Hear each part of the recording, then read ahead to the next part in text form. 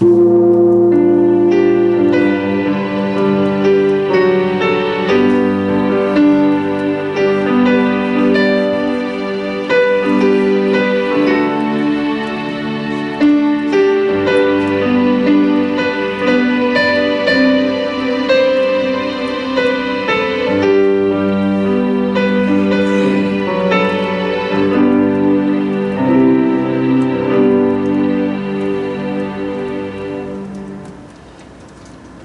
사랑하는 성도 여러분 반갑습니다. 이렇게 직접 만나지는 못하지만, 함께 모여서 예배를 드리지 못하지만, 이렇게 우리가 영상으로 또 성령 안에서 하나 되어 예배를 드릴 수 있음을 감사합니다. 이 코로나 시대에도 우리가 안전하게 지켜주시고 또 건강하게 붙잡아 주셔서 정말 감사드리고요. 또 우리가 주님을 아는 이 지식을 가지고 또 주님에 대한 사랑을 가지고 귀한 주님과 함께 곳곳에서 함께 성령 하나 되어서 예배드릴 수 있음을 진심으로 감사합니다. 이렇게 또 몇 주 동안 못 보게 되니까 이렇게 얼굴을 보고 싶은 사람들이 많이 있네요. 우리 귀한 성도님들, 또 성도님들도 또 서로 또 보고 싶고 또 저도 보고 싶고, 네, 그럴 것 같습니다. 조금만 참으면, 우리가 조금 더 조심하고 조금만 참으면 또 반가운 얼굴 또 보고 함께 주님 안에서 또 함께 모여서 예배드릴 수 있는 날이 또 곧 올 수 있을 것 같습니다. 조금만 더 우리가 참고 또 조금만 더 또 영상 예배 열심히 드리고 또 이제 서로 여러 가지 또 길을 통해서 우리 또 안전하게 또 서로 격려하고 교제했으면 좋겠습니다. 자, 이 시간 또 우리 각 가정에 있는 성도들, 또 우리 가족들을 향해서 사랑한다고 또 이렇게 또 얘기해 주시고 또 안아주시기 바랍니다. 사랑합니다. 주 안에서 사랑합니다.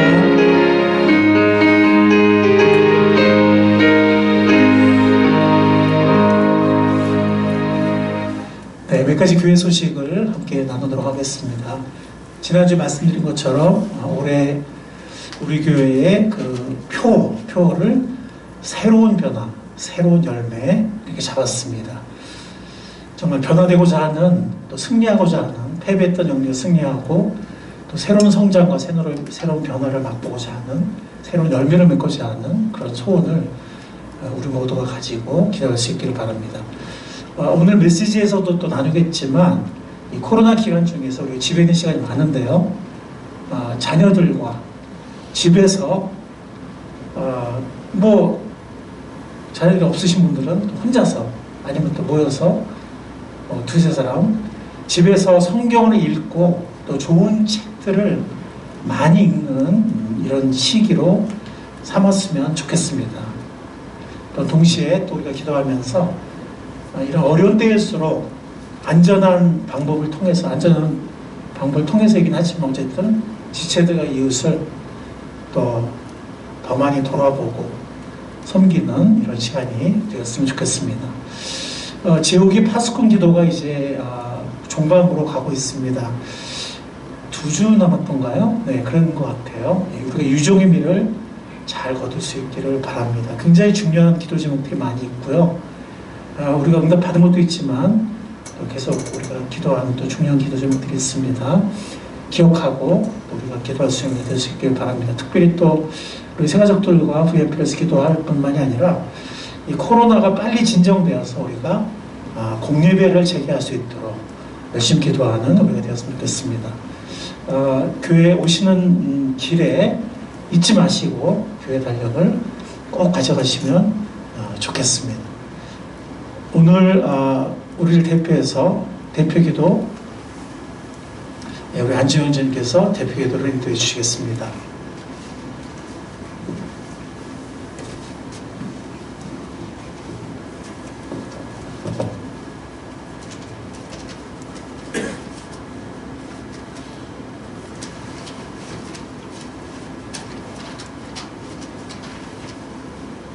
함께 기도드리시겠습니다. 사랑과 은혜가 가득하신 아버지 하나님, 이렇게 영상 예배로 주님께 예배 드릴 수 있게 하심에 감사드립니다. 비록 코로나로 인해 함께 예배드리지 못하지만 각자 있는 자리에서 한 사람 한 사람이 주님의 움직이는 교회가 되어 주님을 높여 올려드리는 예배되게 해주십시오.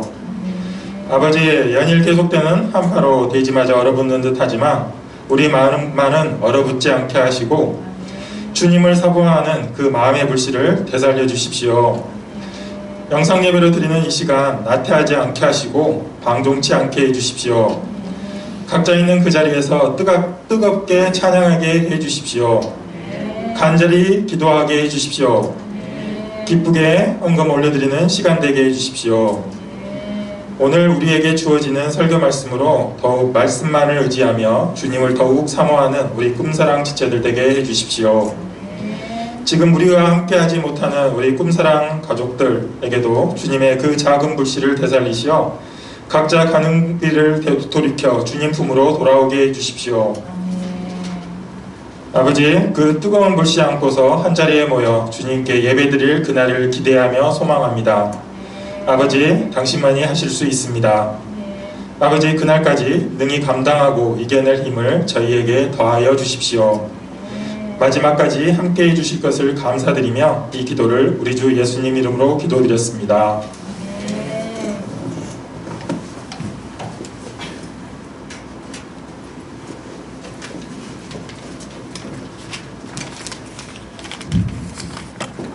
네, 함께 주님을 찬양하겠습니다.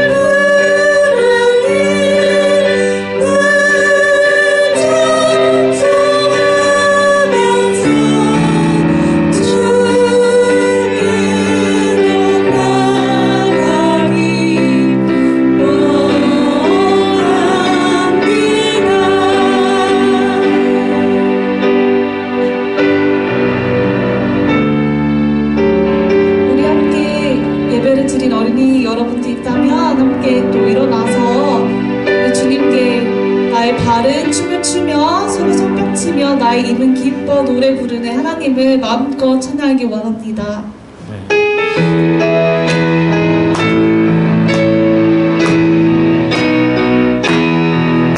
나의 발은 춤을 추며 나의 손은 손뼉치며 나의 입은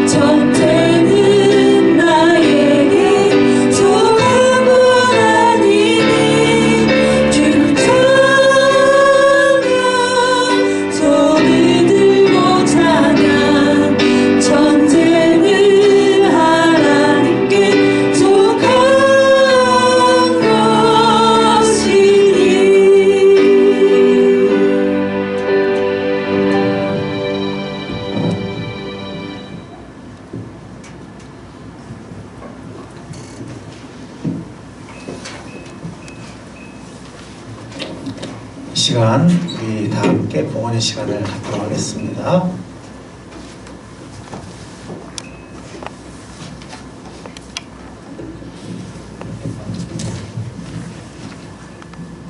기도하겠습니다. 사랑과 은혜가 풍성한 하나님 아버지 은혜에 감사드립니다. 2021년 오늘 한 해도 저희를 지켜주시고 힘이 되어줄 주님을 위해 기도합니다. 올해도 주님을 믿고 의지할 수 있는 힘을 주시고 코로나가 빨리 종식이 되어서 예배드림에 불편함이 없게 하여 주십시오. 저희가 드리는 예물이 주님 나라에 쓰임받기 원하며 주님께 드릴 수 있음에 감사함이 넘치도록 하여 주십시오. 이 모든 영광 주님께 올리며 주 예수님 이름으로 기도합니다. 아멘.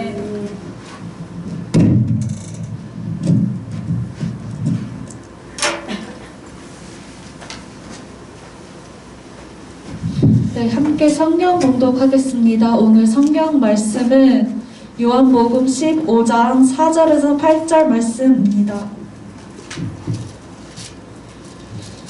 요한복음 15장 4절에서 8절 말씀.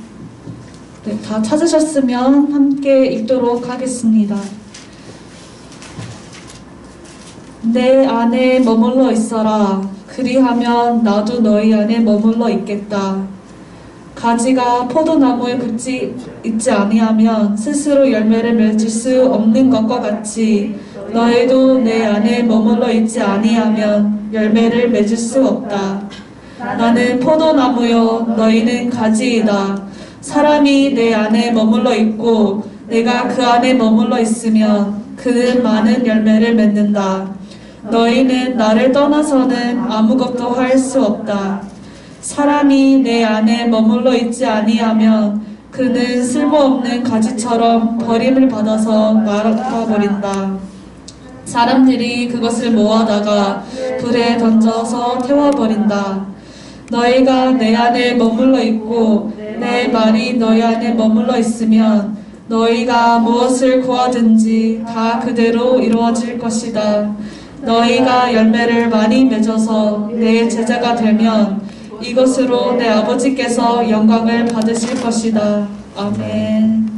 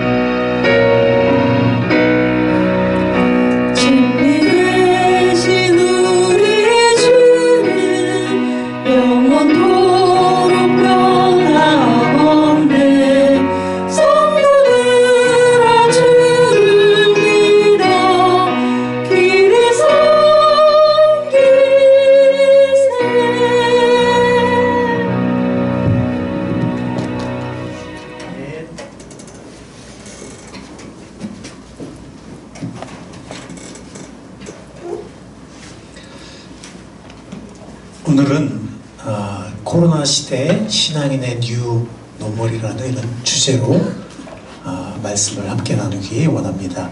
이 시간 우리 기도하고 하는 말씀 나누는 시간을 갖도록 하겠습니다. 주님, 이 코로나 시대가 이제 터널의 저 먼 끝에서 조그만 빛이 비치고 있는 것 같습니다. 언젠가 끝날 소망을 저희가 가지게 됩니다. 그러나 한동안은, 그리고 짧지 않은 기간 동안 저희들이 또 잘 인내하고 조심하면서 또 저희들의 이 삶을 잘 살아내야 하겠습니다. 세상에서는 코로나 시대의 뉴 노멀이라는 신조어가 생겼습니다.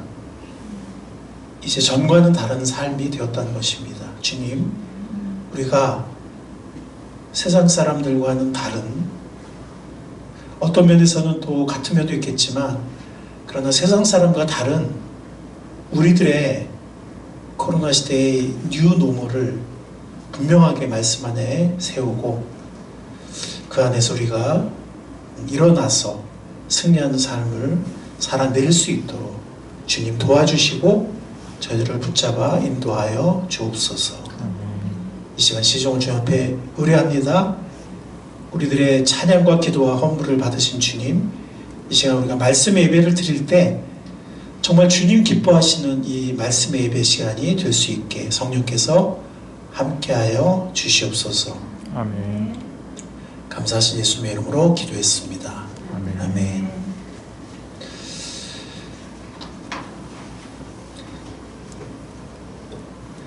코로나 시대의 뉴 노멀이라는 말이 지금 이제는 우리들에게 굉장히 흔한 말이 되었습니다.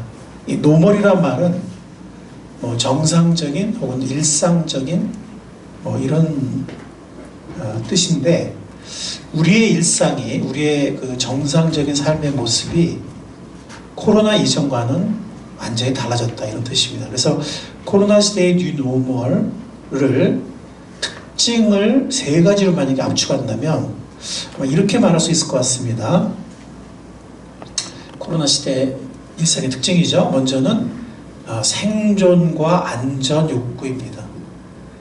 그래서 다른 어떤 것보다도 이 안전을 우선시하는 그런 것이 코로나 시대의 뉴 노멀 중에 하나입니다. 그래서 지금 뭐 학력의 저하에도 불구하고 학교에 등교를 못한다거나 등교를 하지 않는다거나 뭐 이런 것들 대표적인 예가 되겠죠. 마스크 없이는 일상생활을 할 수 없는, 나갈 수 없는 뭐 이런 거라든지, 또 여러 가지 안전수칙과 또 방역수칙 이런 거라든지, 이런 것이 이제는 몸에 배어있는 생존과 안전 욕구가 코로나 시대 일상의 특징 중에 하나입니다. 두 번째 특징은, 두 번째 뉴 노멀은, 코로나 시대의 일상이 되어버린 것은 뭐냐면 단절된 라이프 스타일이에요. 그러니까 가족들과 거의 집콕 생활을 하는, 이것이 우리의 삶의 거의 대부분의 시간을 구성하고 있어요. 그래서 전에는 없었던, 사람들이 어울리고 만나고 같이 밥을 먹고 뭐 미팅을 하고 이런 것들이 거의 어려워지고, 특별한 일이 없는 한 가족들과 집콕 생활을 하는, 이것이 코로나 시대의 뉴 노멀이 되었습니다.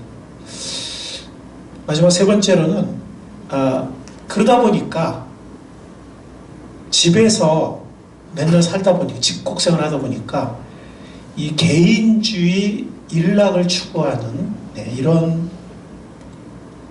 것이 또 하나의 라이프 스타일이 되었다는 것입니다. 즉 뭐 넷플릭스라든지 아니면 또 국내 여러 가지 비슷한 그런 요즘에 OTT라는 말도 쓰더라고요. 그런 것들이라든지 뭐 TV라든지 아니면 뭐 핸드폰이라든지 이렇게 이 개인주의적 이렇게 일락을 추구하는 이것이 또 코로나 시대의 사람들의 라이프 스타일이 점점 되어가고 있습니다. 사실은 10년 전에 미래학자들이 디지털 코쿠닝의 시대가 올 것이다 이런 말을 했습니다. 이 코쿠닝이라는 건 뭐냐면 그 누에예요. 누에고치의 그 누에를 말합니다. 그러니까 무슨 말이냐면 그 누에고치 안에 이렇게 벌레가 이렇게 폭 들어가 있잖아요. 안락하게. 예. 그런 것처럼 디지털로 둘러싸인 그래서 뭐 인터넷 그것이 뭐 PC, 퍼스널 컴퓨터 혹은 핸드폰 혹은 뭐 스피커나 화면이나 이런 것들을 통해서 디지털에 둘러싸여서 그냥 살아가는 거기가 삶의 모든 반경인 거예요. 그래서 거기서 영화를 보고 거기서 음악을 듣고 거기서 주문을 하고 거기서 친구들을 채팅 통해 만나고 혹은 화상통화를 하고 뭐 거기서 이북을 읽고 뭐 거기서 일기를 쓰고 그러니까 디지털에 둘러싸인 이 누에 고치의 그 뭐라 그러죠? 그거 그냥 그 속에서 거푸집이라고 그래요? 뭐라 그래요? 하여튼 그 속에서 안락하게 모든 것을 다 하면서 삶의 반경이 거기서 그냥 끝나버리는 그것을 10년 전에 미래학자들이 예고를 했는데 코로나로 인해서 그런 것들이 서서히 진행되어 왔고 또 젊은 사람들은 이미 그런 사람이 많았거든요. 그냥 그 디지털 그 둘러싸여서 그냥 사는 거예요. 모든 걸 거기서 다 하는 거예요. 그런데 뭐 이 코로나가 그러한 라이프 스타일을 전 국민에게 강요했고 또 이런 디지털 코쿠닝의 그런 라이프 스타일이 이제는 코로나 시대의 뉴 노멀이 점점 되어가고 있는 것 같습니다. 그러다 보면 점점 삶이 개인주의적이 되고 이제 일락을 추구하는 거기서 그냥 쾌락을 추구하는 거죠. 그 안에서 그런 것이 새로운 라이프 스타일 우리의 일상, 우리의 정상적인 하루하루의 삶이 점점 되어가고 있다라고 하는 것입니다. 자, 코로나 시대의 뉴 노멀이 이런 세 가지 특징을 갖고 있다면 우리는 또 이런 생각을 하게 돼요. 그래서 일락이라는 것은 그 표준 국어 대사전에 보면 일락이라는 것은 뭐냐면 편안히 놀기를 즐겨하는 것, 편안히 노는 것, 그 다음에 쾌락을 즐겨서 멋대로 노는 것, 방종이 수반되겠죠. 그것을 일락이라고 한다라고 표준 국어 대사전에 정의되어 있습니다. 자, 그런데 그래서 우리가 이 세 가지가 보면 일반 사회인들, 일반 세상 사람들의 삶이 점점 이렇게 되어가고 있어요. 특히 코로나 시대에. 자, 그래서 우리가 생각할 게 있는데 뭐냐면 그러면 주님이 우리에게 원하시는 뉴 노멀은 뭘까? 이 코로나 시대에 과연 주님 우리에게 어떤 새로운 라이프 스타일을 어떤 새로운 삶의 모습을 원하실까? 이것은 세상에서 벌어지고 있는 일이고 하나님은 우리에게 이 코로나 시대에 어떠한 새로운 뉴 노멀을 원하실까? 굉장히 중요한 질문인 것 같습니다. 자, 우리가 이 일락과 방종이 어떻게 보면 이 개인주의, 직콕생활과 더불어서 또 디지털 코쿠닝과 더불어서 점점 이게 추세가 되고 있어요. 그 사람들이 그냥 집에 있다 보니까 모든 걸 다 그냥 주문하고요. 배달받고 그 다음에 거의 화면과 함께 살아요. 뭐 핸드폰 아니면 TV 아니면 뭐 스크린 아니면 해서 뭐 맨날 영화 보고 드라마 보고 뭐 예능 보고 뭐 유튜브 보고 막 이러고 사는 거예요, 사람들이. 그런데 이것은 굉장히 우리가 주의해야 돼요. 여러분들 주전자 속의 개구리 이야기 아시죠? 제가 옛날에 한번 설교 시간 해드렸는데 기억나세요? 네. 그래서 이 개구리가 뜨거운 물에 집어넣으면 다리 한쪽을 댈 수는 있는데 팍 튀어나가기 때문에 죽진 않아요. 그런데 이렇게 미지근한 물에 이 개구리를 집어넣고 서서히 1도씩 아주 천천히 1도씩 올려가면서 조금씩 따뜻하게 만들면 거기서 서서히 그냥 익어서 죽어간다 하는 것입니다. 무슨 얘기예요? 사실 우리가 뭐 영화를 본다 그래서 뭐 아니면 유튜브를 좀 본다 그래서 그게 꼭 죄는 아니죠. 근데 이게 참 무서운 게 뭐냐면 죄는 아닌데 너무 거기 빠져든 건 분명히 죄거든요. 그렇죠. 죄라는 것은 우리가 뭐 성령 안에서 그죠? 굉장히 살아있는 거거든요. 기준이. 구약의 율법 시대처럼 이렇게 딱 정해진 딱 율법 조항이 있는 그런 게 아니거든요. 그래서 사랑하지 못하게 하면 죄예요. 그러니까 나의 쾌락과 내 가족의 안녕과 나의 쾌락, 그게 꼭 죄는 아니지만 너무 거기에 빠져 있고 특히 나의 어떤 일락에 빠져 있고 그럴 때 우리는 예수님의 재림을 준비하지 못하고 또 주위 사람들을 돌아보거나 격려하거나 또 이웃을 사랑하거나 하지 못해요. 사랑과 반대되는 게 죄예요. 그러니까 죄라는 게 꼭 뭐 무슨 누굴 훔치고 뭐 누굴 사기치고 뭐 누굴 때리고 이러면 죄가 아니라 사랑하지 못하게 하는 거, 하나님의 뜻을 이루지 못하게 하는 거. 예. 어떤 의미에서 분명한 죄고 무서운 죄죠. 그래서 이 디지털 이 시대, 이 스크린 시대에 혹은 직콕 시대에 이 무서운 게 뭐냐면, 위험한 게 뭐냐면 뭐 좀 보고 뭐 좀 누린다고 해서 죄는 아니에요. 그런데 그게 한 발짝, 아까 제가 개구리 얘기했지만 이렇게 조금씩 계속 있다 보면 너무 거기에 빠지기가 쉽다는 거예요. 너무 많은 시간을 보내기 쉽다는 거예요. 그러다 보면 여기 디모데전서 5장 6절 말씀처럼 향락, 개역 개정에는 이렇게 돼 있어요. 향락을 좋아하는 자는 살았으나 죽었다. 그 옛날에 개역에는 일락이라고 했어요. 일락을 좋아하는 자는 살았으나 죽었다. 이렇게 말씀하고 있습니다. 살았으나 죽었다는 얘기는 뭡니까? 살아있죠, 육체적으로. 그러나 진정한 의미에서 하나님이 우리가 원하시는 건 충만한 생명, 충만한 우리의 믿음 안의 삶, 왜 관점에서 본다면 죽어있는 것과 징배가 없다는 거예요. 예. 그런 의미에서 이 말씀이 의미가 그런 뜻인 것입니다. 그래서 이런 의미를 본다면 오늘날의 직콕 생활 혹은 디지털 코크닝의 생활이 굉장히 위험한 거예요. 굉장히. 여러분들 그 사탄의 전략 들어본 적 있으세요? 사탄의 전략. 그러니까 사탄이 이 기독교를 없애기 위해서, 성도들을 넘어뜨리기 위해서 엄청난 핍박을 가했다는 거예요. 초대교회. 그런데 이렇게 순간적으로 보면은 이렇게 좀 생명이 줄어든 것 같고 죽는 것 같은데, 한 사람이 순교할 때마다 훨씬 더 많은 생명이 나타나고 기독교가 더 강해지고 성장했다는 거예요. 그래서 어느 날 이 사탄이 부하들과 회의를 하면서 그 지혜를 짜냈다는 건 뭐냐면, 그건 뭐냐면 세상의 일락으로 유혹하자. 고난이 아니고 핍박이 아니고, 고난과 핍박을 할 때는 점점 강해지고 점점 더 살아나고 하니까 이렇게 달콤하게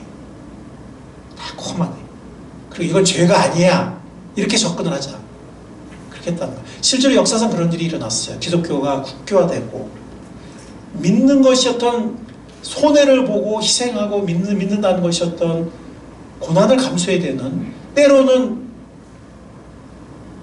숭배를 할 수 있는 그런 초대교회 300년 동안은 기독교가 계속 성장했거든요. 그런데 국교화되고 나서 믿는다는 것이 오히려 어떤 특권이 되고, 특히 성직자들은 마찬가지고요. 그러니까 국교화되고 나서는 성직자들이 많은 특권을 누렸거든요. 어떤 세금 면제라든가 아니면 국가로부터 많은 걸 받는다거나 여러 가지 또 자녀들이 특혜가 있고 막 이랬거든요. 역사를 보면. 또 성도들도 기독교인이 되면 더 유리한 거예요. 사회생활이나 취직이나 모든 뭐 여러 가지 어떤 관계 혜택이나 이런 면에서. 그래서 기독교가 국교가 되고 나서는 이 로마 제국에서 수많은 사람들이 다 너도 나도 다 나 기독교인 되겠다, 나 침례받겠다 이렇게 한 거예요. 그때부터 물론 숫자적으로 겉보기에는 누가 구원받을지 모르니까 당장 교회에 나오는 사람들은 엄청 늘어났는데 이제 교회가 변질되기 시작하고 신앙이 타락하는 것이 거기서부터 시작이 되었죠. 그래서 우리 많은 그 나라들도 그렇고 우리나라 마찬가지고 지금 선교지도 마찬가지예요. 선교 초기에는 가장 생명력이 살아있는 우리나라도 그랬어요. 우리나라 1905년, 10년 그때 또 20년 그때 신앙이 대단했어요. 말씀 연구라든가 기도 생활이라든가 전도 열정이라든가 또 서로 사랑하고 돌보는 거. 그때는 뭐 이렇게 교회가 하나 돼 있었고 비록 교단이 있었지만 서로 협력하고 그랬거든요. 그런데 이게 점점 우리나라 잘 살게 된 거예요. 잘 살게 되면서 이제 여러 가지 막 즐길 게 많아지고 물질적으로 풍요로워지고 하면서 점점 이 교인들의 삶이, 성도들의 삶이 무기력해지고 영향력이 없고 이기적이 되고 물질주의적이 되고 이렇게 점점 돼갔거든요. 근데 우리나라만 그런 게 아니에요. 모든 선교지는 마찬가지예요. 모든 선교지. 보통 좀 이렇게 못 사는 나라에 선교를 많이 가거든요. 후진국에. 근데 요즘에 뭐 선진국에 다시 재선교라 그래가지고 다시 선교로 가는 경우도 물론 있긴 하지만 그보다는 이런 어떤 후진국이나 중진국 또 가는 후진국에 선교를 나가면 훨씬 열매가 많아요. 훨씬 마음밭이 없고. 근데 이제 그런 나라도 점점 이제 경제 발전하거든요. 그러다 보면 점점 전도가 어려워져요. 그리고 성도들의 삶도 점점 이렇게 안위를 추구하고 쾌락을 추구하고 물질을 추구하고 이렇게 돼요. 여러분들 무슨 말인지 이해하시겠죠? 그 역사를 통해서가 또 각 나라들의 어떤 그런 어떤 경제 발전과 뭐 이렇게 여러 가지 문화 혜택이 많아지는 것과 다 보면은 그렇게 된다는 겁니다. 그래서 우리가 오늘 아침 큐티 말씀에도 보면은 그거잖아요. 사탄이 예수님한테 유혹하잖아요. 그죠? 나한테 경배하면 내가 세상 만국의 모든 영광과 이 즐거움 너한테 주겠다. 그렇게 예수님에게 유혹하잖아요. 그죠? 그래서 신앙의 길은 좋은 길이라 그랬는데 뭐 이게 그게 아니라 예수 믿고 난 천국에 이미 가는 뭐 그건 얻어놨고 그 다음에는 뭐 우리가 어떻게 보면 하늘 시민권을 가지고 이 땅을 살아가는 나그네 어떤 거류민이어야 되는데 그게 아니라 그냥 이 세상에서 예수님 믿는다고 손해 안 보려고 그러고 그냥 다 누리려고 그러고 네, 이렇게 점점 역사를 봐도 그렇고 또 이렇게 한 나라의 기독교 역사가 이렇게 진행되면서 경제 개발이 되면서 그렇게 되는 경향이 있다는 것입니다. 그런데 이렇게 일락에 빠져 사는 삶은요, 사실 이렇게 행복하지 않아요. 네. 그래서 충족감이나 만족감도 없고 성취감도 떨어지고요. 그냥 요즘에 우리의 삶의 적용에는 마찬가지예요. 만약에 우리가 집콕하는 가운데서 그냥 너무 그냥 그런 데 빠져 있다. 그러면은 진짜 충족감이나 만족감이 별로 없거든요. 성취감도 없거든요. 그리고 어떤 삶의 기회들과 시간을 낭비했다는 느낌을 갖게 되고 별로 잘 못 살았다는 생각을 하게 되고 별로 행복하지 않아요. 삶의 활력이 현저하게 떨어지고 영적인 영향력이 거의 죽어버리죠. 그래서 디모데서 5장 6절에 향락을 좋아하는 자는 살았으나 죽었다. 그렇게 말씀하고 있는 것입니다. 조금 구체적인 얘기를 하면 우리 자녀들이 이 파충류의 뇌가 발달하게 돼요. 왜냐하면 부모부터 그렇게 하면 아이들 뭐 당연히 아이들 숙제만 띵 숙제만 간신할 정도. 그 다음에는 걔들도 계속 TV 보고 핸드폰 이렇게 되거든요. 그러면은 어른부터 시작해서 어른은 뇌가 굳었지만 어쨌든 그 파충류의 뇌 부분이 계속 작동을 하게 되고 아이들 같은 경우는 아직 뇌가 형성되는데 특히 청소년기까지 아이들이 뇌가 형성되거든요. 그런데 이 파충류의 뇌가 발달한다는 거예요. 파충류의 뇌. 파충류의 뇌는 본능의 뇌거든요. 그래서 인간이 보면 뇌가 이번 이제 코로나 시대의 뉴노멀 아까 제가 말씀드린 그래서 이 코로나 시대의 우리 신앙의 이 뉴노멀을 우리가 세 가지로 생각하면 좋겠어요. 첫 번째는 성경과 책을 열심히 읽는 삶이고요. 성경과 책을 열심히 읽는 삶. 예. 그러니까 집콕을 하니까 책을 많이 읽을 수 있는 거죠. 그렇잖아요? 예. 우리가 밖에 대외 활동을 하고 사람들 만나 이러다 보면 책을 못 읽어요. 밖에 나가면 자꾸 뭐 하면. 근데 집에 있으면 책을 읽을 수 있어요. 책을 많이 읽을 수 있어요. 두 번째는 피난처이신 주님 안에 거하는 삶. 세상은 정말 코로나뿐만이 아니라 뭐 경제적, 정치적, 사회적으로 막 소용돌이 치고 있지만 피난처이신 주님 안에 우리가 계속 거하는 거예요. 코로나 시대에. 마지막 세 번째는 서로와 이웃을 돌보는 삶. 이런 때일수록 집에만 또 나밖에 모르는, 내 가족밖에 모르는 삶을 살기 쉬운데 그러지 말고 이런 때일수록 더, 물론 안전한 방법을 통해서이긴 하지만 안전한 방법으로 우리 찾으면 길이 얼마든지 있죠. 얼마든지 있습니다. 서로와 이웃을 돌아보는 그런 삶을 사는 것이 주님이 우리에게 원하시는 코로나 시대의 신앙인의 뉴노멀의 삶이라는 것입니다. 자, 이 중에서 제일 처음 코로나 시대 새로운 일상, 신앙인의 뉴노멀에서 첫 번째, 성경과 책을 열심히 읽는 삶에 대해 생각해 보도록 합시다. 제가 아까 두뇌 얘기를 잠깐 했었는데 설명을 드릴게요. 사람의 뇌가 세 단계로 이렇게 발달하게 돼요. 첫 번째는 파충류의 뇌예요. 파충류의 뇌. 물론 이 뇌 부분을 제가 인터넷 찾아보니까 뇌가 의외로 복잡하더라고요. 전문용어 쓸 수도 있는데 그냥 쉽게 말하면 파충류의 뇌, 이거는 가장 초기 단계의 뇌예요. 그래서 파충류의 뇌가 이제 구포유류, 아주 원시적인 포유류, 그 다음에 인간 같은 이제 고등 포유류로 넘어오면서 세 단계로 뇌가 발달하게 되거든요. 두 번째는 변연계라는 것이고, 이건 기억과 감정을 다루는 영역이에요. 마지막으로는 피질, 신피질. 그러니까 이 그림을 보면은 이렇게 파충류가 여기 있으면 변연계가 이렇게 둘러싸요.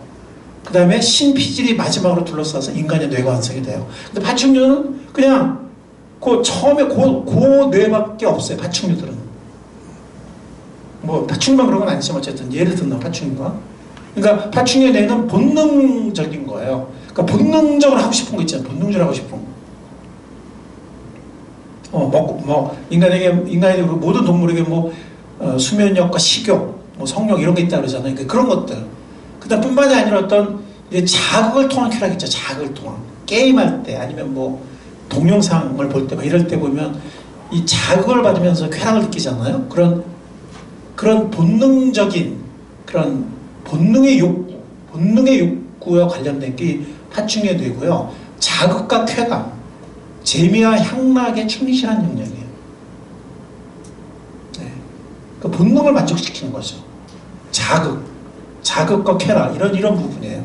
근데 중요한 게 뭐냐면 이거는 하라 안 해도 다 해요. 그냥 어른이나 애나 이거는 그냥 많이 해서 문제지. 이런 파충류의 뇌를 자극하는 활동은 너무 많이 해서 문제지. 야, 너 지금 파충류의 뇌를 자극하는 활동 너무 안 해. 좀 해라. 이럴 필요가 없어요.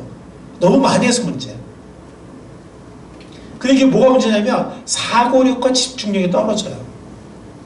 왜? 그냥 본능에 충실하니까.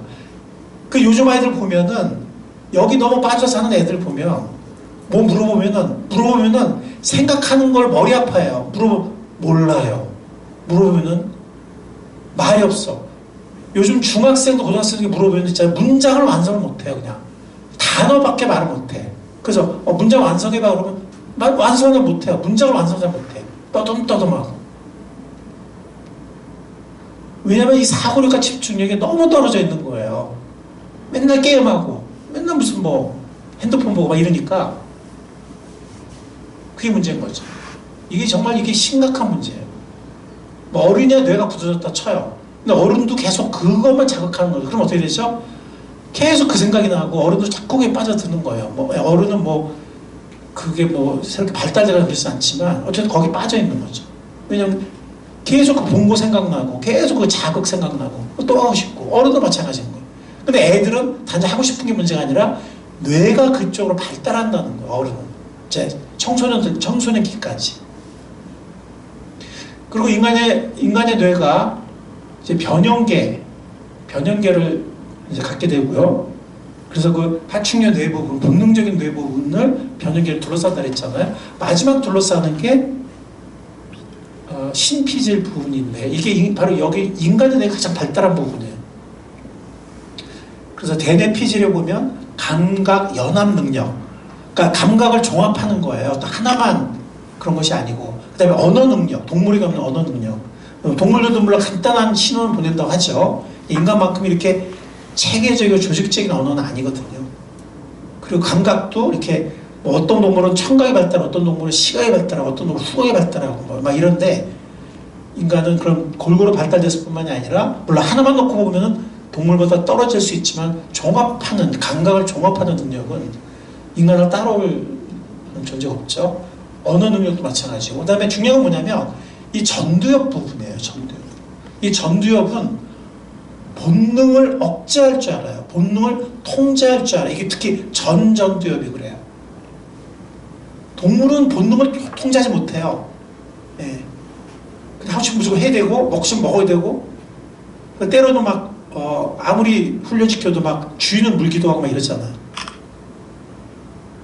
그 다음에, 전두엽 전체가 이 연합적 추리, 종합적 사고, 이 사고력이 발달되는 곳이거든요. 그걸 또 사고력을 담당하는 곳이거든요. 그래서 이렇게 파충류의 뇌에서 변형계를 통해서 인간의 뇌, 특히 어떤 전두엽이 발달하는, 이렇게 해서 이렇게 뇌가 발달하는데, 이렇게 TV나 게임이나 동영상이나 너무 이런 데 빠져있고, 뭐 드라마, 예능, 유튜브 이런 데 너무 빠져있으면 청소년기까지 형성되어야 할 두뇌 발달이 이 파충류 뇌 쪽으로 너무 그냥 발달하게 된다는 거예요. 그럼 그렇게 될수록 어떻게 되죠? 생각을 못해요. 집중이 안 돼요. 그럼 맨날 재밌는 것만 찾아. 뭐라고? 재미없는데요? 재미만 찾아, 재미만. 네. 재밌냐, 재미없냐. 그냥 그게 기준이에요. 재밌는 것만 하려고 그래요. 맛있는 것만 먹으려고 그러고, 재밌는 것만 하려고 그래요. 이거 파충류의 특징이에요. 파충류 뇌. 자, 이건 제가 인터넷에서 인용한 글이에요. 대뇌피질, 이건 이제 인간의 그 고등 뇌 발달의 마지막 범위를 했잖아요. 대뇌피질에서 전두엽이 차지하는 면적의 비율이 고양이는 3%, 개는 7%, 침팬지는 11%, 그리고 인간은 30%라는 거예요. 그런데 이 전두엽의 이런 억제 능력으로 당장한 본능의 욕구를 충족하지 못하지만 이거예요. 요즘 애들은 이 욕구만 충족하려고 하거든요. 파충류처럼. 근데 이 본능의 욕구를 충족하지 못하지만 장기적으로 생존에 도움이 되는 행동을 선택하여 실행하게 된 게 뭐냐면 이 전두엽 때문이에요. 그래서 이러한 전두엽의 억제 기능이 중요하지 않은 자극, 그러니까 중요하지 않은 자극, 재미는 있어도 재미는 있고 쾌락은 주어도 근데 이건 별로 중요하지 않아. 그런데 대한 반응을 억제해서 의도적인 운동, 이거 행동이라고 말할 수도 있어. 의도적인 행동, 뭐 책 읽는 거라든가 뭐 생각하는 거라든가 글을 쓰는 거라든가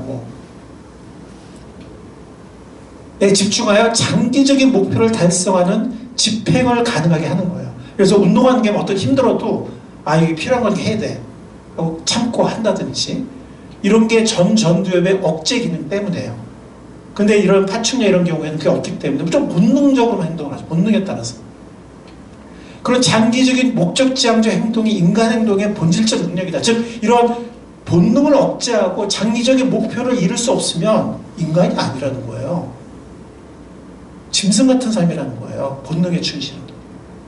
그러니까 이게 제가 좀 언어 표현을 좀 조심해야 되긴 하는데 이렇게 맨날 이렇게 동영상 보고 TV 보고 그냥 핸드폰 보고 이렇게만 빠져 살면 그 다음에 또 학원 가서 그냥 맨날 반복하고 그냥 지긋지긋하게 반복하고 외우고 이러다 보면 외우는 거는 변형계예요. 변형계.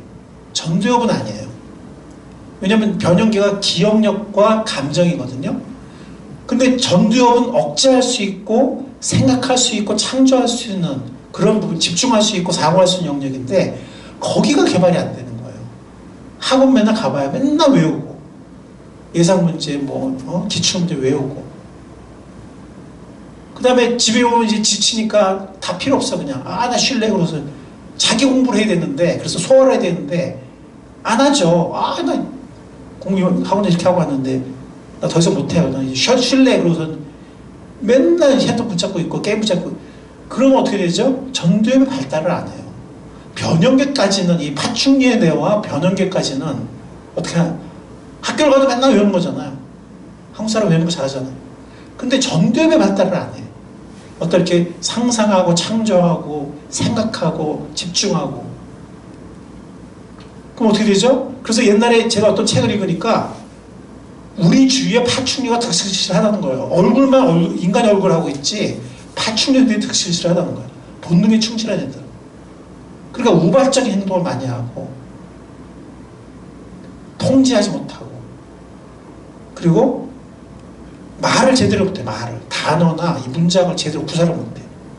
생각하는 거 끔찍이도 싫어요. 무조건 몰라요. 머리 아파요. 몰라요.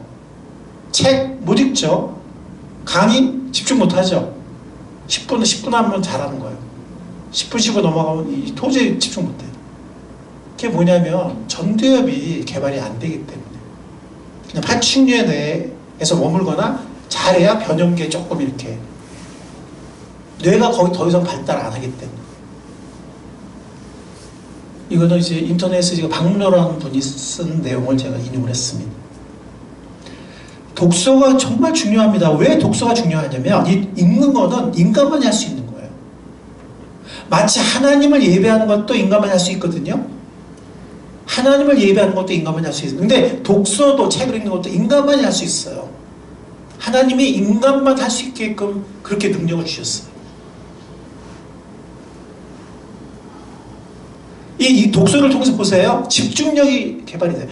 집중하지 않으면 책을 끝까지 읽을 수 없어요. 왜냐면 중간에 길을 잃어버리거든요. 그러면 책 덮고 말아요. 집중을 해야만 끝까지 읽을 수 있어요. 그것이 어떤 장르의 책이건 간에. 그 다음에 애들 책은 그림이 많지만 벌써 이렇게 조금만 올라가서 그림이 점점 줄어들죠. 그러면 이 책을 읽으면서 상상을 하게 됩니다. 상상을. 이렇게 장면을 상상하게 되고 그러면서 창의력이 개발이 돼요. 상상력이 개발이 되면서 그 다음에 책을 읽다 보면 영감을 받거든요. 영감을. 이런 상상력과 영감이 결합을 해서 창의력을 개발시켜주고 그 다음에 이제 이 책을 읽으면서 많은 감정 경험이잖아요. 옛날에도 가보는 거 다른 나라도 가보고 인디언도 배워보고 그쵸? 또 오늘날에도 나와 형편이 다른 상황이 다른 그런 사람의 경험도 간접 경험을 책을 또 해보는 거예요. 그러다 보면 공감 능력이 개발이 되고 이해심, 공감 능력, 배려심과 팀워크를 할 줄 아는 사람이 돼요. 당연히 사고력이 개발이 되죠. 책을 계속 읽는데 당연히 사고력이, 생각하는 힘이 개발이 되죠.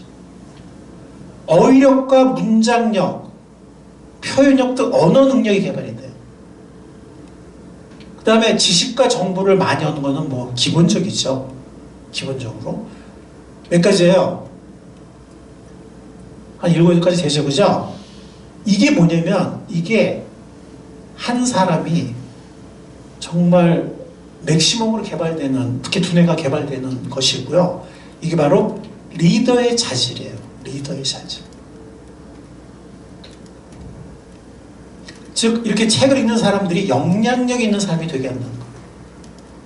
책을 안 읽는 사람들은 이런 사고나 어휘나 혹은 어떤 이런 그 창의성 같은 게 이렇게 늘 그 한계 속에 맴도는 경우가 굉장히 많아요. 책을 안 읽는 사람들. 그러니까 성경이 우리들한테 최고의 책이죠. 그죠? 예, 근데 성경 플러스 성경에 모든 진리가 있지 않아요. 여러분들 제 말을 잘 이해하셔야 돼요. 왜냐하면 하나님의 진리는 온 세계에 다 있거든요. 온 세상 하나님이 창조하셨기 때문에. 그래서 성경 안에 과학지식이 다 있느냐? 그렇지 않아요. 그렇지만 과학이 가장 근본적인 지식이 있어요. 가장 근본. 그러니까 성경은 가장 근본적인 지식이 있는 책이에요. 진리가 있는 책이에요. 모든 거를 다 이끌어줄 수 있는. 근데 그런 구체적인 정보나 지식이 성경에 다 들어가 있지 않다는 거예요. 그 말은 뭐예요? 우리가 성경만 읽는 건 아니라는 거예요. 성경이 제일 중요하고 성경의 인도를 받으면서 우리가 또 많은 책을 읽어야 돼요. 그럴 때 우리가 역량 있는 삶이 되게 하고 리더십을 발휘하는 삶을 살게 되는 거죠. 또 중요한 건 뭐냐면 우리 자녀들에게도 중요한 건 뭐냐면 이런 책을 통해서 배우는 집중력과 사고력이 있잖아요. 물론 이런 상상력, 뭐 다른 거 다 마찬가지고 언어 능력. 제가 지금 예를 집중력, 사고력만 들었는데 집중력, 사고력, 그 다음에 언어 능력, 그 다음에 뭐 다른 것도 마찬가지인데 뭐 공감 능력 이런 것들이 다른 모든 국어만이 아니라 영어만이 아니라 다른 모든 뭐 사회를 배우든 뭐 과학을 배우든 뭘 배우든 도덕을 배우든 뭐 가정을 배우든 뭘 배우든 다른 모든 음악을 배우든 모든 과목의 공부에도 매우 중요한 역할을 한다는 거예요. 그래서 책을 읽는다는 게 정말 중요한 거예요.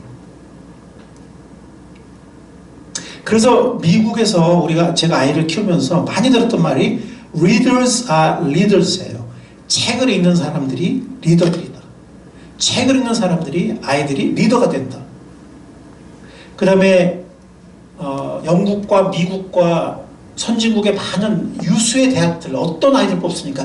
딱 2개밖에 안 봐요. 우리나라는 뭐 과목도 많고 뭐 요구하는 게 엄청나잖아요. 막 머리 아파요. 너무 복잡해가지고 한국의 대학 입시는 학교마다 틀리고 그냥 뭐 수능도 그렇고 뭐 하여튼 너무 과목이 많고 학교에서 배우는 수업도 너무 막 이런데 세계 유수 뭐 영국이든 미국이든 유럽이든 뭐 어디건 간에 세계 유수의 대학들은 딱 2개 봅니다. 제가 봤을 때 하나 뭐냐면 왜 우리 학교에 이 과에 이 교수님한테 왜 배우려고 그러냐? 그 말은 네 꿈이 뭐냐는 거예요. 대학 가서 네가 대학 왜 오냐는 거예요. 대학 가서 배워서 뭐 어떤 삶을 살려고 하는 거냐 이거예요. 그게 분명한 아이들. 자기의 전공과 이 대학 교육에 대해서 자기 확신이 분명한 애들. 그런 애들을 받아야 열심히 공부하거든요. 그냥 떠밀려가지고 뭐 대학 가야 인간 되는데요. 뭐 대학 안 가면 뭐 사람 취급 못 받는데요. 무시한대요. 이래가지고 남들 다 가니까 나도 가야지. 이런 식으로 와서는 공부 열심히 안 하거든요. 근데 내가 이 대학을 이 교수님한테 내가 왜 가야 되고 이 전공을 내가 왜 해야 되고 대학 가서 내가 배워서 열심히 해서 어떻게 살고 싶고 이게 분명한 애들은 굉장히 적극적으로 주도적으로 열심히 공부를 하거든요. 그러니까 그거 보고 두 번째로는 책을 많이 읽었냐. 왜냐면 책을 많이 읽은 아이들은 대학 가서 공부 잘하거든. 딱 2개만 봐요. 그것만 우리가 볼 때도 책을 읽는 것이 얼마나 중요한지를 알 수가 있어요. 왜냐면 대학이라는 건 뭐예요? 리더를 키우는 곳이고 일꾼을 키우는 곳이잖아요. 그렇죠? 책을 읽는 것은 너무나 중요합니다. 아까 말씀드렸죠. 인간만이 할 수 있는 거예요. 특히 크리스천들은 특히 읽는 걸 잘해야 돼요. 왜? 성경부터 많이 읽어요. 근데 이제 개중에 보면 그런 경우가 많잖아요. 지금 뭐냐면 어렸을 때부터 책을 많이 안 읽은 거예요. 어렸을 때 책을 많이 안 읽은 거예요. 그리고 공부를 좀 해본 부모가 자기 자식을 공부를 잘 이끌어줘요. 그러니까 내가 공부를 많이 안 해봤어. 그러면 자기 자식을 공부로 인도하는 거 잘 못해요. 돈의 문제가 아니고. 어떤 사람들은 돈이 많아야 아이를 어떻게 한다고 그러는데 절대로 아니에요. 절대로 아니에요. 제 서울고등학교 친구들 보면 학원 보내는 애들 별로 없어요. 부모가 열심히 살고 부모가 코치를 잘해주고 이렇게 하는 거예요. 자, 그런데 내가 공부를 별로 잘 못했어. 그러거나 아니면 나는 클 때 책을 별로 못 읽었는데 어떡하지? 그럼 우리 자녀는 어떡하지? 부모가 배우면 돼요. 제가 대표적이에요. 저는 고등학교 때까지 책을 몇 권 못 읽었어. 왜? 집이 가난해서. 집에 책이 없었어요. 근데 제가 지금은 책을 좋아하는 사람이잖아요. 그렇죠? 무슨 말인지 아시겠죠? 배우면 돼요. 운동이랑 똑같아. 운동 처음부터 잘하나요? 근데 배우면 되잖아요. 그죠? 뭐 어떤 사람은 운동을 잘할 수 있는 사람이 있고 나는 평생 배워도 운동 못하는 그런 게 어디 있어요? 누구나 잘할 수 있잖아요. 그죠? 누구나 운동을 잘할 수 있어요. 누구나 결심하고 투자하면 시간을 내고. 그죠? 똑같아요. 책을 읽는 것도 나 옛날에 책표도 안 읽었는데 배우면 돼요. 운동하는 것 같아요. 배우면 돼. 결심하고 배우면 돼. 나 옛날에 나 공부 별로 잘 못했는데 걱정 안 해도 됩니다. 배우면 돼요. 책도 읽고 강의도 듣고 노력하고 하면은 내가 옛날에 공부를 못했던 사람도 별로 잘 못했던 사람도 우리 아이를 공부를 잘 이끌어줄 수 있어요. 책도 마찬가지고. 예. 지금부터 배우면 됩니다.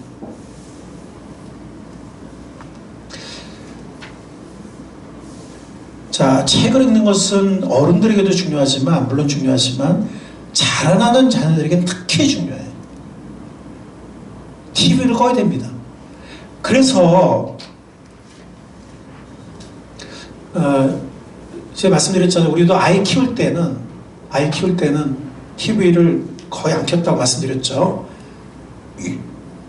근데 지금은 좀 TV를 많이 보는 경향이 있는데 이것도 좀 제가 좀 그렇게 원칙을 세울까 봐요. 그러니까 필요할 때만 키는 거예요. 예? 예를 들어서 뭐 국가대표 축구 경기를 한다. 근데 그때 키는 거예요. 아니면 내가 꼭 이걸 보고 싶어. 그때 키는 거예요. 그렇게 해야지. 그냥 집에 가면 밥 먹고 나면 무조건 킨다. 뭐 하는지 본다. 이렇게 하지 말자는 거죠. 이렇게 하지 말고 꼭 볼 게 있어. 이럴 때만 키라는 거예요. 그냥 집에 가면 무조건 키고 이런 게 아니라. 그 다음에 인터넷 와이파이를 꺼야 돼요. 사실 제가 필리핀에 가니까요. 인터넷 와이파이가 없어. 특정한 데만 있어요. 그것도 너무 느려서 동영상을 볼 수가 없어. 이메일도 그냥 간신히 보내는 이런 상황이에요. 근데 한국에는 집집마다 와이파이가 있어요. 집집마다. 이게 아이들한테 너무 안 좋은 거예요. 그리고 키고 자. 키우고 부모 자면은 아이는 막 새벽까지 와이파이 켜있으니까 새벽까지 그냥 뭐 무슨 짓을 하는지 알 수가 없어요. 요즘에 보면은 인터넷에 굉장히 해로운 게 너무 많잖아요. 그죠? 유튜브들도 너무 해로운 게 많거든. 여러분들 이런 거 똑같아요. 여러분들 만약에 우리 아이가 저기 뭐 일산이나 아니면 어디 저기 어디나 이런 데가 안 좋은 지역 있잖아요. 그죠? 안 좋은데 막 나이트클럽 있고 막 이상한데 그런데 우리 아이를 내가 놓고 오겠어요? 그런 사람 왔다 갔다 하고 막 그런데 차 들어가고 막 아니면 또 막 그런데 술 찾으러 왔다 갔다 하고 막 여자를 왔다 갔다 이런데 우리 아이를 놓고 오겠냐고 내가 혼자서 혼자 우리 초등학생들이나 중학생들 안 하잖아요. 똑같아요.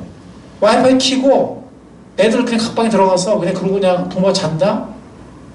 이 아이가 이 인터넷으로 어떤 동영상을 볼지 어디 사이트 가서 무슨 일 할지 아무도 몰라요. 똑같은 거예요. 우리가 우리 아이들을 그런 유해업소나 이런 근처에 그냥 놓고 혼자 놓고 오지 않잖아요.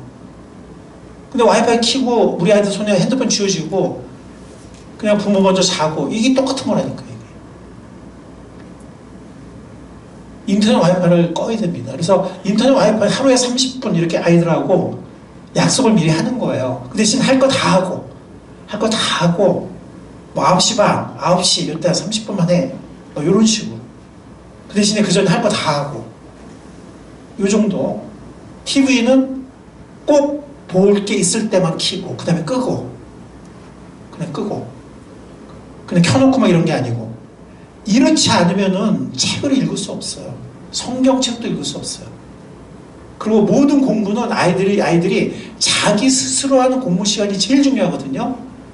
예. 어디 가서 뭘 배우든 자기가 소화하는 시간이 없으면 안 돼요.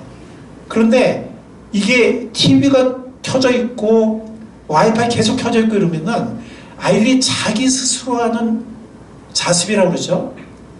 이 자기주도 학습이라고 그러죠. 그거를 할 수가 없어요. 집중할 수가 없어요. 그래서 제가 전에 말씀드린 것처럼 부모가 본을 보이면 돼요. 아이들한테 야 너 뭐 숙제해, 너 뭐 해, 책 읽어 이런 게 아니라 그냥 부모가 책 읽으면 돼요. 부모가 공부하면 돼요. 애들한테 하라만 할 필요 없어요. 그냥 부모가 책 읽으면 되고 부모가 공부하면 돼요. 물론 하루 이틀은 안 따라할 수 있지만 매일 그런다 그래봐. 그럼 아이가 저절로 따라하게 돼 있어요. 다양한 양서들과 신앙 서적을 아이들과 같이 읽는 거예요. 같이.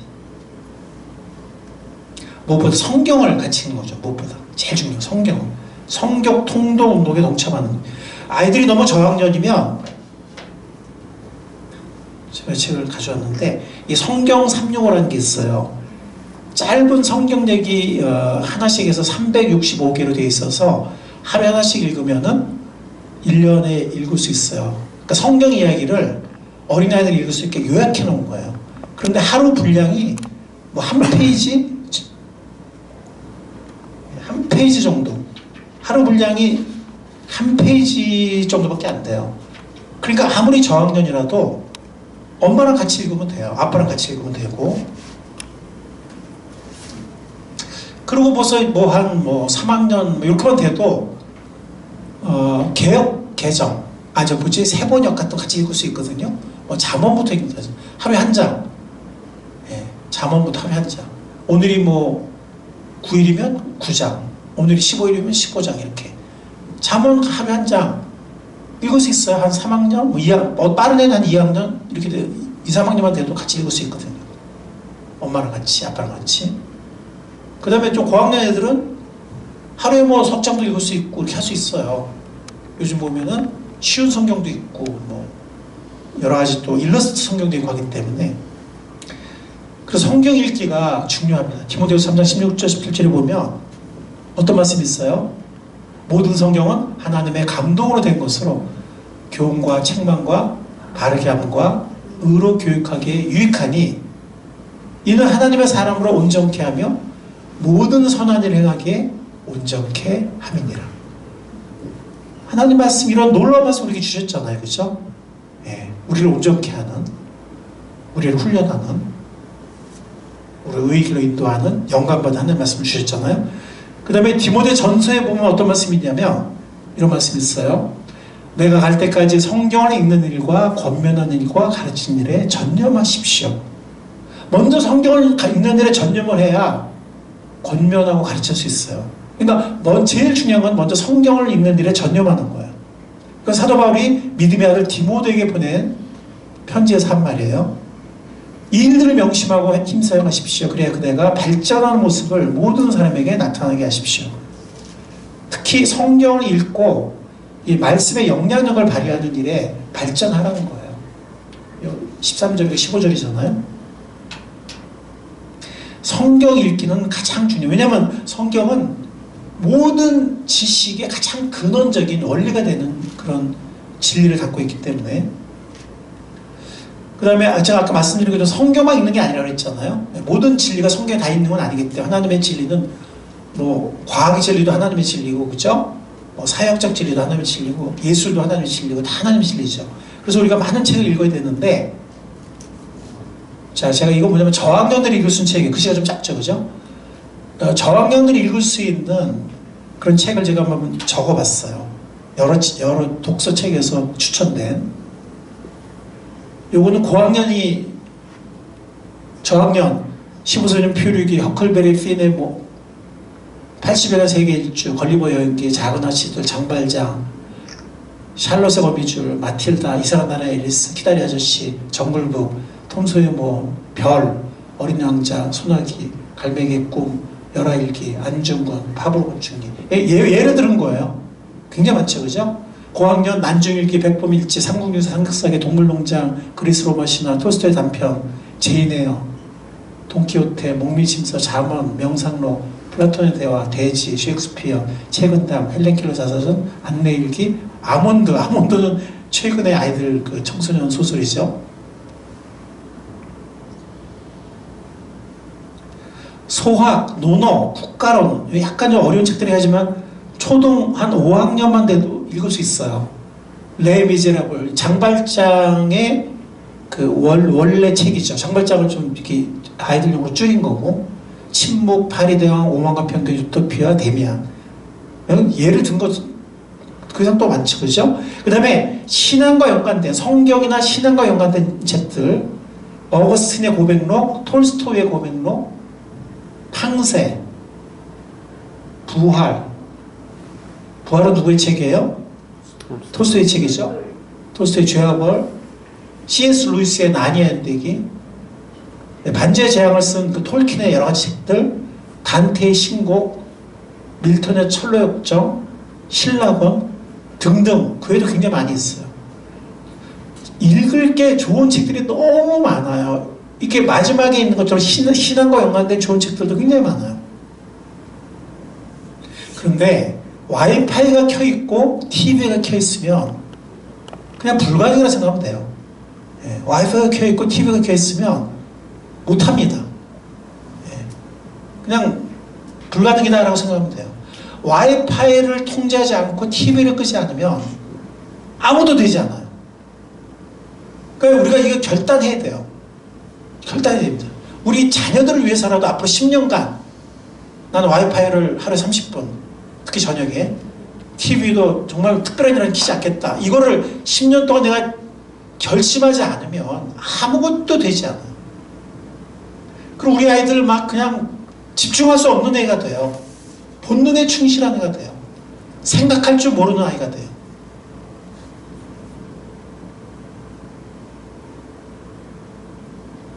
정말 우리가 이거는 부모의 책임이에요. 부모의 책임. 왜? 자녀의 책임이 아니죠. 그러니까 우리 슬아라 그러죠. 미성년이라고 그러고 부모가 책임지는 거잖아요. 그죠? 부모의 책임이에요. 부모가 돈 벌어서 학원 보내는 게 부모가 아니고 돈은 별로 크게 중요하지 않아요. 자녀 교육이. 많이 사랑해주고 책 읽는 본을 보여주고 집중할 수 있는 환경 만들어주고 좋은 습관 만들어주고 이게 자녀에게 줄 수 있는 최고의 교육이고 물려줄 수 있는 최고의 유산이에요. 돈을 많이 물려주면 애를 망칠 수도 있어요. 인생을 망칠 수도 있어요. 돈을 많이 물려줄 필요는 없어요. 좋은 본과 좋은 영향력, 좋은 습관, 사랑 이런 거 물려주면 돼요. 자, 아까 제가 첫 번째 뭐라 그랬죠? 새로운 이 코로나 시대의 새로운 뉴 모델 노말로 뭐라 그랬죠? 네, 성경과 책을 열심히 읽는 뉴 노멀. 물론 코로나 이전에 이렇게 했어야 되는데 코로나 때는 집콕을 너무 많이 하니까 집행시가 너무 많아지잖아요. 그러니까 오히려 전화 위복의 계기를 삼자는 거예요. 성경을 많이 읽고 자녀들과 함께 책을 많이 읽자는 거예요. 새로운 뉴 노멀을 만들자는 거예요. 두 번째는 주님 안에 거하는 삶이에요. 요한복음 15장 오늘 읽었던 말씀이잖아요. 내 안에 거하라. 나도 너희 안에 거하리라는 말씀. 나를 떠나서 너희 아무도 할 수 없다. 그 다음에 요한복음 15장 7절에 보면 오늘 본문 말씀이죠. 말씀이 우리 안에 거하면 기도 응답도 받는다 그랬어요. 거의 다. 그러니까 말씀이 있어야 기도 응답 받아요. 말씀 없이 그냥 기도만 한다고, 말씀 없이 그냥 기도만 잘못하면은 천지신명기 비나야랑 비슷한 기도할 수 있어요. 무슨 말씀이 아시죠? 말씀이 없이 기도하면 천지신명기 비나야랑 비슷한 기도할 수 있어요. 천지신명이라는 이름 대신에 하나님만 바꿔치기 한 거예요.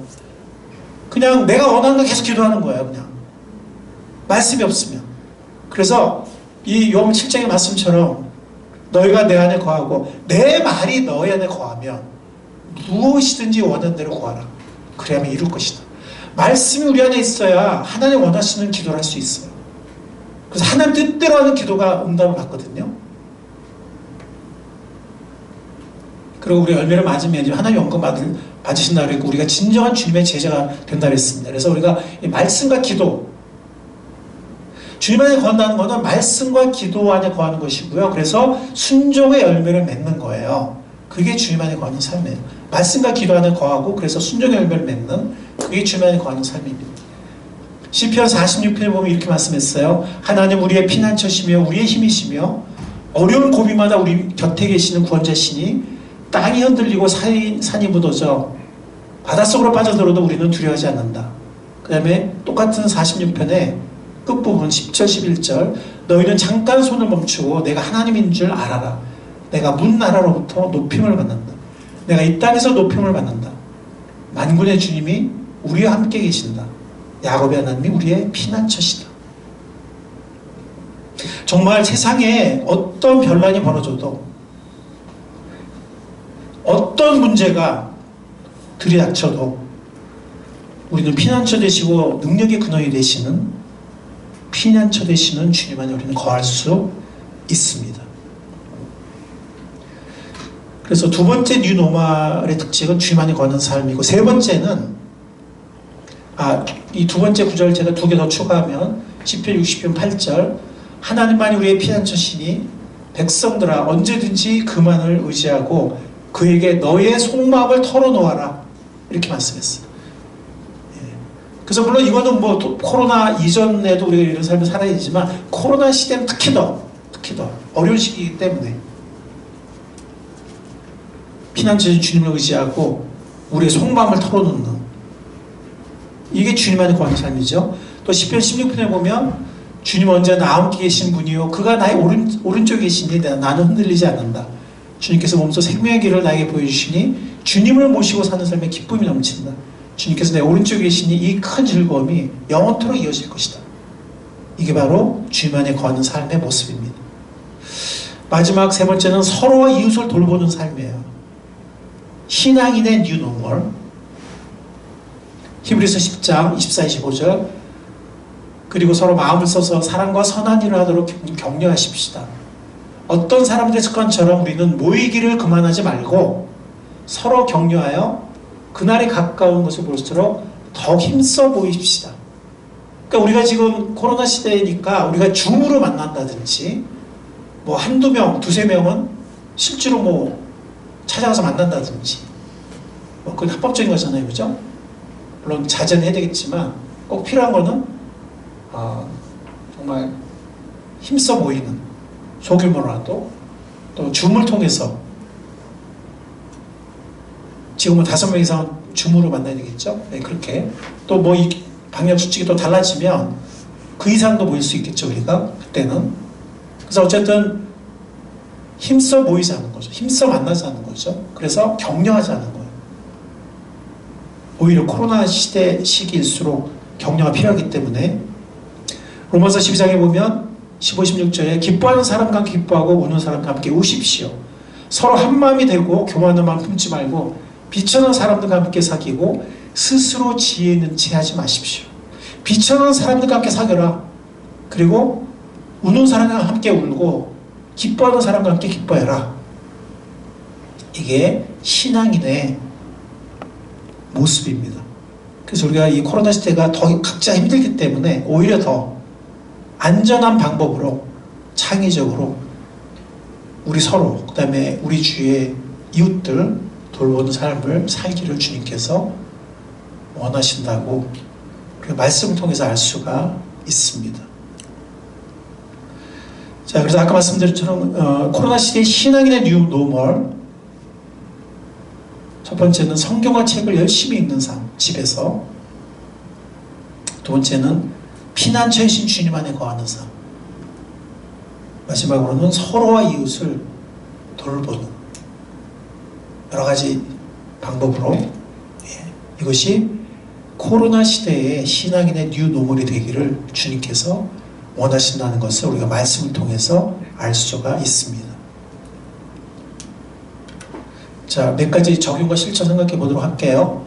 첫 번째는 식사할 때, 가족끼리 보통 많이 식사를 하잖아요. 요즘 외식도 안 하잖아요, 그죠? 그럴 때 하루에 있었던 일을 얘기하면서 서로 격려하고 칭찬하는. 그 다음에 저녁마다 아까 말씀드린 것처럼 TV를 끄고 와이파이를 끄고 시간제로만 사용하면서 아이들과 성경을 읽고 책을 같이 읽는 새로운 뉴노멀을 우리가 세워나가자는 거죠. 세 번째로는 도서관에 자주 오고, 물론 방역 수칙을 준수하면서 해야 되겠지만, 그리고 아이들과 독서 모임을 하게 된다면, 이건 이제 좀 코로나가 잠잠해지면 가능하겠죠? 아이들과 독서 모임을 시작하려고 하거든요. 그러면 엄마가, 물론 어떤 모임은 이제 어른들만 모이는 모임도 있겠지만 부모와 자녀가 같이 참여하는 그런 독서 모임이 우리 옛날에도 한번 했었는데 그런 모임이 있게 될 거거든요. 그러면 아이를 데리고 같이 독서 모임에 참석을 하는 거죠. 그 다음에 성도들을 격려하고 이웃을 돌아보는 거, 가능하면 아이들과 함께 할 수 있는 게 있다면 아이들과 같이 이렇게 안전을 고려하면서 이런 것들을 우리가 이 코로나 시대의 신앙인의 뉴노멀을 위해서 우리가 실천할 수 있겠습니다. 그 김대중 대통령이 제가 지금 정치 얘기하려고 하는 게 아니고요. 좋아하는 분도 있겠고 간혹 싫어하는 분도 계실지 모르겠어요. 근데 제가 그걸 말씀드리는 게 아니고 그분이 감옥에 갇혔을 때 오히려 많은 책을 읽었다는 거잖아요. 그죠? 그래서 오히려 전화위복의 기회가 되었다 그랬습니다. 정말 많은 리더로서 많은 알아야 할 지식을 갖춘 사람이 된 거예요. 김대중 대통령 그런 것이 아니고 어떤 감옥이나 아니면 연금이나 아니면 어떤 여러 가지 어려운 그런 상황에 처한 사람들이 오히려 그때 많은 책을 읽어서 더 큰 그릇이 되고 또 갖춘 사람이 되고 그런 경우들이 역사를 봐서도 많이 있습니다. 그래서 이 코로나 시대 오바마 대통령도 정말 가난한 가정이었다고 그러잖아요. 그래서 대학도 처음에 2년제 대학을 갔어요. 이름 없는 오바마 대통령이. 근데 또 가정도 오바마 대통령 가정을 보면 그렇게 유복한 가정이 아니에요. 근데 한 가지 엄마가 계속 책을 사줬어요. 어렸을 때 책을 읽어주고 또 아이가 책을 읽게 하고 계속 책을 사주고 그렇게 했습니다. 나중에 오바마라는 인물이 나올 수가 있었어요. 이 코로나 기간 중에 주로 집콕 생활을 많이 하게 됐는데 전화위복의 기회를 삼자는 거예요. 위기라는 거는 변장된 기회라고 그러잖아요. 변장된 기회. 이 코로나라는 어려운 시대 또 단절되고 집콕생을 하게 되는 이때 우리가 만약에 자녀들과 성경을 읽고 또 많은 책을 읽는다면 전화위복이 될 거예요. 무슨 말인지 아시겠죠? 옛날 같으면 애들이 밖으로 뛰쳐나가잖아요. 나 놀고 올래! 이러고 나가고 또 안 들어오고 초등학생도 그러고 중학생도 그러고 고등학생도 그러고 어디 간다고 막. 집에 안 있잖아요. 그죠? 근데 이제는 다 집에 있잖아요. 얼마나 좋은 게 어디 가지도 못해. 얼마나 좋은 게예요. 그러니까 코로나 시대가 힘들다고 하지 마시고 전화위복이 될 수가 있어요. 이때 우리가 아이들이 계속 집에 있는 이때 어른부터 책을 읽고 아이들 같이 읽자고 하고 같이 성경을 읽고 아멘. 아멘. 위기가 기회가 될 수 있다는 거예요. 위기가 기회가 될 수 있다. 아이들 크면요 이제 말 안 들어요. 또 코로나 지나가면은 집에 안 있으려고 그래요. 얼마나 좋냔 말이에요. 작은 애나 큰 애나 다 집에 있는 이때가 좋은 기회가 될 수 있다는 거죠. 그래서 이런 힘든 때 코로나 언제 끝날지 모르겠지만 이 힘든 때 우리가 오히려 이것을 기회를 삼아서 아이들과 함께 잊지 못할 추억을 만들고 함께 많은 시간을 보내고 또 아이들의 진정한 교육적 자질과 리더십의 자질을 길러주고 또 평생의 가장 중요한 습관과 유산을 물려주는 이 코로나. 그리고 우리 어른들도 자녀 얘기를 많이 했는데 우리 어른도 마찬가지로 우리도 계속 성장해야 되거든요. 그래서 우리 어른들도 성경을 계속 읽고 우리 어른들도 신앙서적은 물론이고 또 좋은 고전을 많이 읽고 해서 우리부터가 계속 성장하는 그런 기회를 삼는 이 코로나의 기간이 될 수 있기를 하나님의 이름으로 우리 주님 예수님의 이름으로 간절히 축원합니다. 감사합니다. 주님, 오늘 설교가 좀 길어졌지만 이 말씀의 원리를 잘 실천해서 이 코로나의 이 어둡고 긴 터널을 지나갈 때 정말 단절되고 마음도 힘든 이 시기 우리의 가정에서 귀한 역사들이 일어날 수 있도록 우리 자녀들에게 가장 귀중한 것을 심어주고 가장 귀중한 것 습관과 양식을 전해주고 주님 우리도 성장하며 귀한 시간들을 함께 보내며 귀한 유산을 물려주는 또 우리부터 성장하는 부모가 되는 그런 귀한 이 위기가 귀한 기회가 될 수 있도록 역사해 주시고 또 인도하여 주시고 축복해 주시기를 간절히 기도합니다. 감사하신 예수님 이름으로 기도했습니다. 아멘. 이 시간 우리 다 같이 찬양 나의 사랑하는 책 찬양하겠습니다.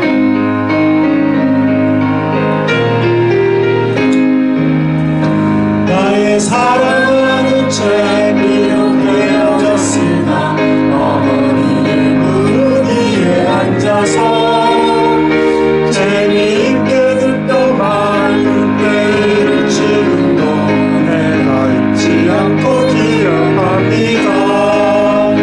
귀하고 귀하다 우리 어머니가 들려주시던 재미있게 듣던 말 이때쯤에 있으니 이 성령심이 사랑합니다.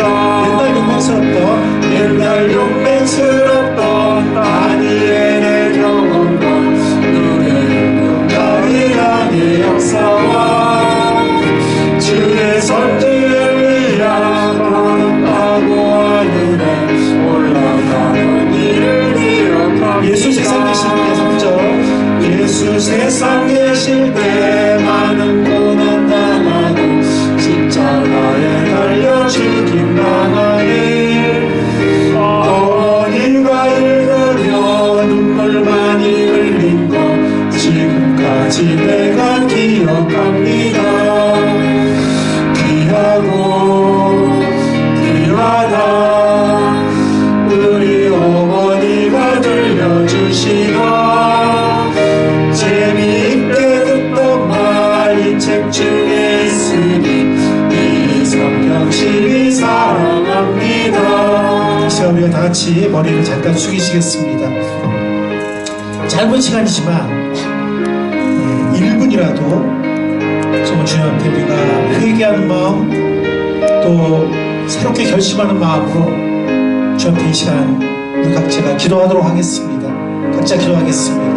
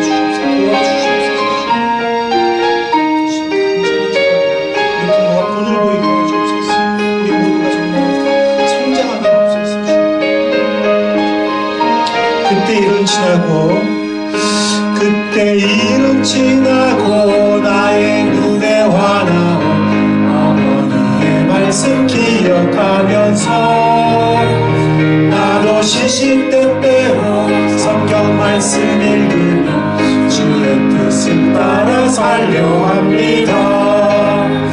귀하고 귀하다 아멘. 우리 어머니가 들려주시던 재미있게 듣던 말 이 책 중에 있으니 이 성령심이 사랑합니다. 기도로 파송의 예로 마치겠습니다. 주님 오늘 예배에 주께서 함께 하셔서 우리 예배를 받아주시고 영광 받아주신 거 감사합니다. 아멘. 우리 심령 속에 역사해 주시고 말씀을 깨닫게 하시고 우리가 찬양과 기도와 헌물과 또 말씀 순종의 결단으로 또 주님을 기쁘시게 하는 예배를 드릴 수 있게 함께 하신 거 감사합니다. 아멘. 이제 우리가 삶의 현장으로 나아갑니다. 우리가 아무리 좋은 말씀을 들었을지라도 실천은 결코 쉽지 않은 것을 알고 있습니다. 욕심내지 않고 한 걸음 한 걸음 앞으로 나아가게 하옵소서. 아멘. 그 한 걸음 한 걸음이 뭐요? 좋은 습관, 정말 유산이 될 수 있는 좋은 습관을 이루고 또 경건한 습관을 이룰 수 있도록 주님 성령께서 함께 하시고 이끌어 주시고 도와 주시옵소서. 아멘. 오늘 이 설교를 또 필요할 때마다 다시 찾아서 듣는 우리가 되게 하여 주시고 정말 우리가 계속해서 부모부터 성장하며 본을 보이는 우리가 될 수 있도록 인도하여 주시옵소서. 아멘. 주께서 우리와 함께 하시고 우리를 도우시고 그러한 역사를 가정마다 목장마다 일어나게 하실 줄 믿사옵고 우리를 사랑하시고 영원한 생명으로 인도하시는 예수님의 귀하신 이름으로 감사하며 기도했사옵나이다. 아멘.